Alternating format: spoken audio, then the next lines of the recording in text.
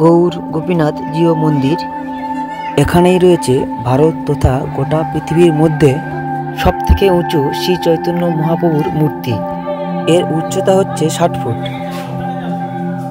4টি দিক থেকে নবদ্বীপ বিখ্যাত। তার মধ্যে প্রথম হচ্ছে শ্রী চৈতন্য মহাপ্রভুর জন্মস্থান এই নবদ্বীপ।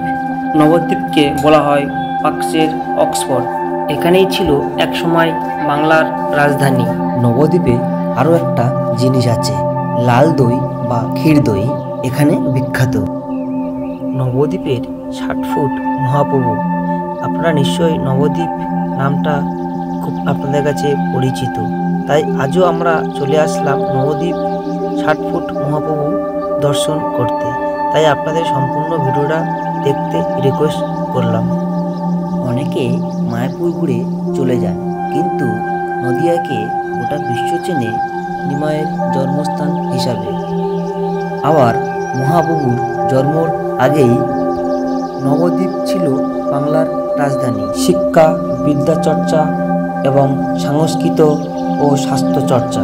1202 সালে সেন রাজা লক্ষণ সেনকে পরাজিত করে বখতিয়া খেলজি নবদ্বীপ জয় করেন।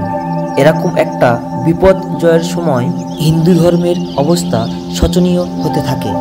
তখনই আবির্ভাব ঘটল যুগাপতা গৌরাঙ্গ মহাপ্রভুর। নবদ্বীপে ফিরে আসলো এক নবজাগরণ।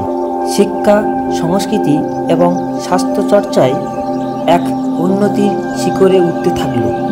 মহাপ্রভুর সন্ন্যাসপূর্ব নানান কাহিনী, কথা এবং লীলাক্ষেত্র এই নবদ্বীপে। একটিবার ঘুরে আসুন। চৈতন্য মহাপ্রভুর জন্ম ৫ম-১০ শতাব্দীর একটি গুরুত্বপূর্ণ অধ্যায়।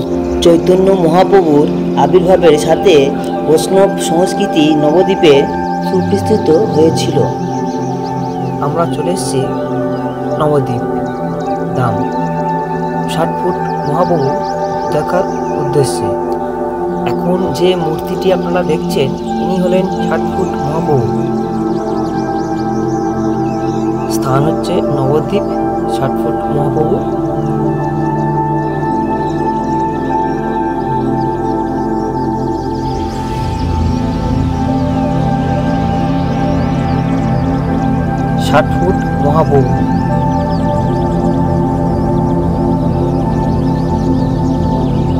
এখানে প্রত্যেক গাছটিকে দেখবেন, উপভোগ করবেন। কোনো গাছে আপনারা হাত দেবেন না, তাতে পরিবেশ নষ্ট হতে পারে।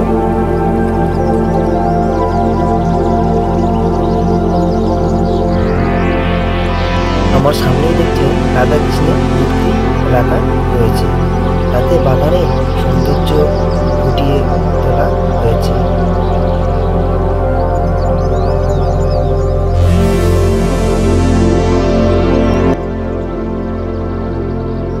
এখন আমার সামনে আপনারা যে মূর্তিটিকে দেখছেন, ইনি হলেন রাধাকৃষ্ণের মূর্তি।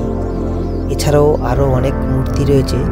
তো আপনারা পুরো ভিডিওটা আমার দেখবেন, দেখে আপনাকে কমেন্টে জানাবেন যে আপনারা কী কী ঠাকুরের মূর্তি এই ভিডিওর মাধ্যমে দেখলেন।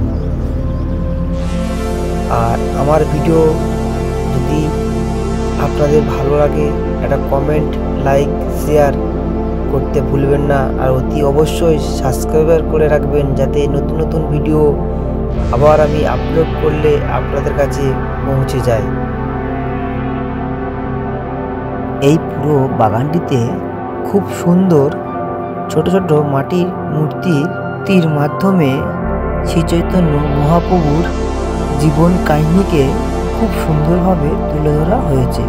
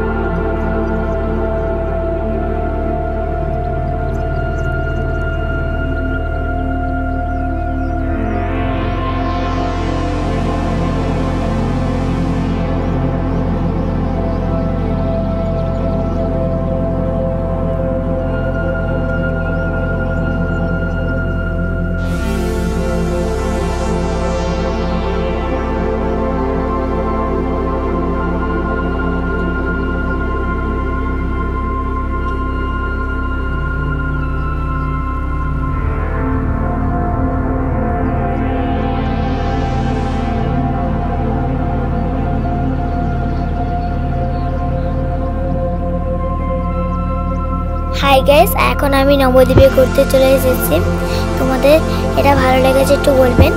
আর আমি এখানে ঘুরতে এসেছি, আগে অনেক দিন থেকে ইচ্ছা ছিল, নতুন ঘুরতে গেছি, আমার এই খুশিতে নাচতে লেগেছি।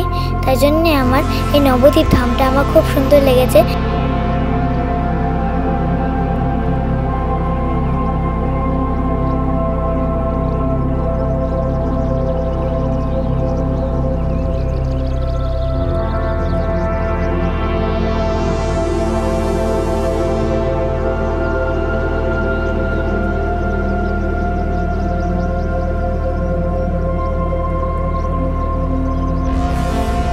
এখানে একটি ছোট্ট মিউজিয়াম রয়েছে। শ্রীকৃষ্ণের জীবন কাহিনীকে বিভিন্ন মূর্তির মাধ্যমে দর্শনার্থীদের কাছে তুলে ধরা হয়েছে।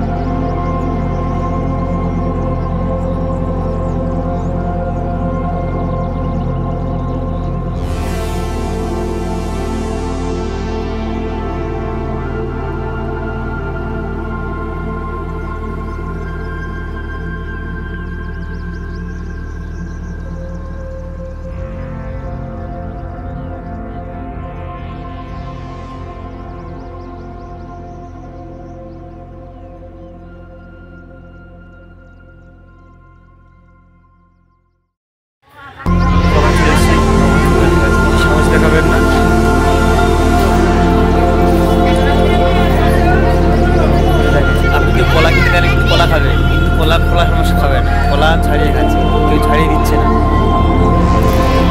ইচ্ছা হচ্ছে কিন্তু দেবে, কিন্তু ভয় পাচ্ছে। বুদ্ধি রয়েছে, ওর ইচ্ছা হচ্ছে দেবে, কিন্তু ভয় পাচ্ছে, সাহস পাচ্ছে না। সাহস পাচ্ছ? কলা দেবে?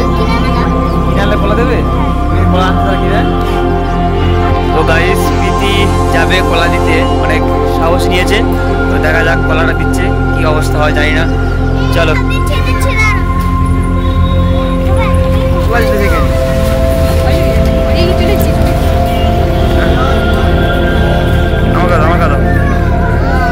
এই যে আমরা কলা দিলাম, এই যে সব বসে আছে, কলা দিলাম আমরা, অনেক সাহস নিয়ে। প্রীতি ভয় পাচ্ছে। কলা দিচ্ছে, কলা না, কিচ্ছু করবে না, কিচ্ছু করবে না।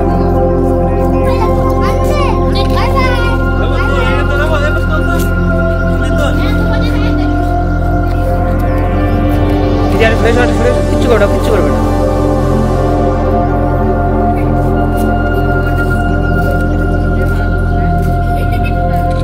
আরে শুনে না, কিচ্ছু করবে না।